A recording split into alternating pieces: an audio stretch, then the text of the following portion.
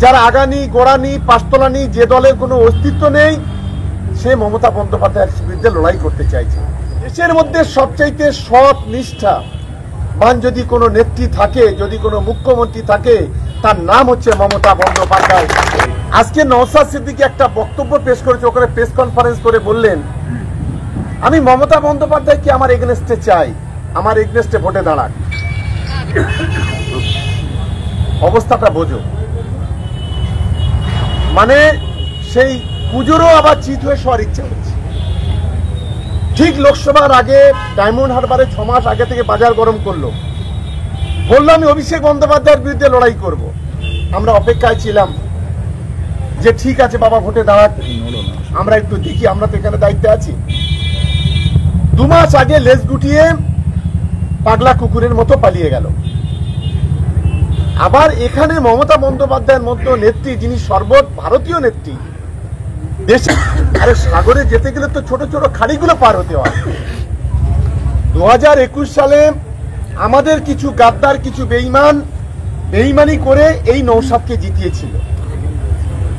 এখন ভাঁড়ের অলিতে গলিতে গেলে সেই খবর আমরা পাই।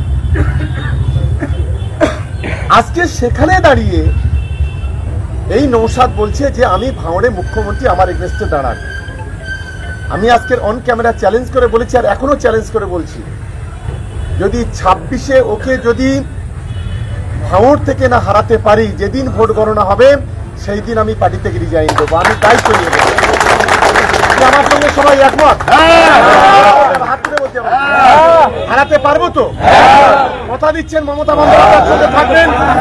জোরে বলতে হবে, মমতা বন্দ্যোপাধ্যায়ের সঙ্গে আছেন, অভিষেক বন্দ্যোপাধ্যায়ের সঙ্গে আছেন, একে গোহারা হারাবো তো? সেই লড়াইটা করতে হবে। কথা আজকের যেটা বলেছি, কাজে সেটা প্রমাণ করতে হবে। ভাঁড় বিধানসভা থেকে ওকে 50-এর উপরে, 50 থেকে 1 লাখ ভোটে ওকে এমন হারাতে হবে, সারা জীবন যেন রাজনীতিতে আজ যেন না আসে। এটা আমার সঙ্গে নিশ্চিত আছে। আমাকে কোনো সাংবাদিক বলছিল, কাশেম সিদ্দিকী আমাদের দলের, আপনাদের দলের সাধারণ সম্পাদক হয়েছে। আমি বলেছি সবচাইতে আমি খুশি। তো তারা জিজ্ঞাসা করলো কেন? দেখুন, গত 21-এর পর থেকে যদি মমতা বন্দ্যোপাধ্যায়কে বিরুদ্ধে সবচেয়ে বেশি যদি কেউ কুৎসা রটিয়ে থাকে, তার নাম হলো কাশেম সিদ্দিকী। তৃণমূল কংগ্রেসকে সবচেয়ে বেশি যদি গালি দিয়ে থাকে, তার নাম হচ্ছে কাশেম সিদ্দিকী। তৃণমূল কংগ্রেসের সমস্ত নেতা মন্ত্রীদের চোর বলে যদি চিৎকার করে থাকে, আমার কাছে সমস্ত ভিডিও আছে, তার নাম হচ্ছে কাশেম সিদ্দিকী। এমনকি সংখ্যালঘু মুসলমানরা যারা তৃণমূল কংগ্রেসটা করে, তারা যদি মরে যায়, ইন্তেকাল করে, তাদের জানাজা পড়া যাবে না, সেই চিৎকার করে বলে থাকে, তার নাম হচ্ছে কাশেম সিদ্দিকী। আমাদের সরকারের সবচেয়ে বড় সমালোচকের নাম ছিল কাশেম সিদ্দিকী। এই ভাঁড় থেকে ক্যানিং, যেখানে জলসা করতে গেছে, হাদিস কোরআন বাদ দিয়ে তৃণমূল কংগ্রেসের সমালোচনা করেছে। আজকে তারা যদি আজকের সেই তৃণমূল কংগ্রেসের দলে ঢোকে, আজকের আমি মনে করি এটা সবচাইতে বড় জয় হলো মমতা বন্দ্যোপাধ্যায়, অভিষেক বন্দ্যোপাধ্যায় এবং তৃণমূল কংগ্রেস। কারণ দিদি তার সরকারকে, তার পার্টিকে সঠিক রাস্তায় পরিচালনা করছেন,